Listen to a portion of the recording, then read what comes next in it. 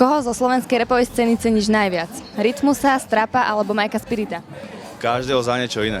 Patrika za to, že otvoril strašne veľa dverí, čo by možno nikto iný neotvoril a vďaka nemu ich máme otvorené my ostatní.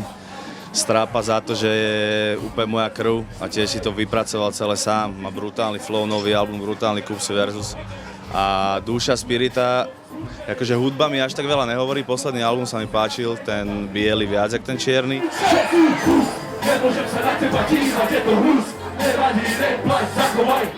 Dá sa to zmeniť, keď máš zdravý, stačí, aby si zmenila. Ty si rumový, pravda? Jak babkin koláč. A keď rum, tak Captain Morgan, Havana alebo Bacardi. Vieš čo, biely rum vôbec, nechutí mi, štípe ma. Najviac pijem Morgana, keď nejaký drahší rum, tak čo ja viem, Legendario alebo Milionario alebo niečo takéto.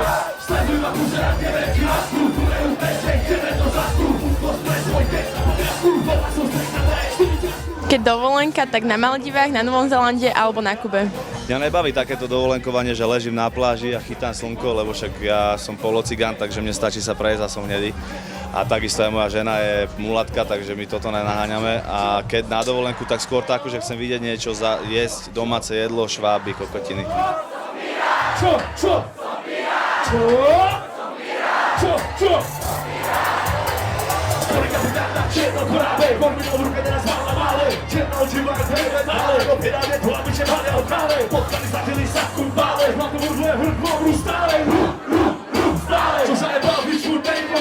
Ktoré boty nosíš najradšej? Jazzy, Jordany alebo Air Force?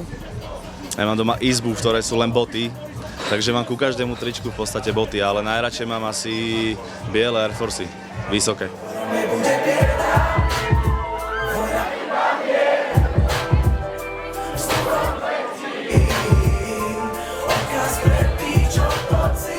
Ktorý komiksový hrdina je tvoj najobľúbenejší? Hulk, a Wolverine a Spider-Man.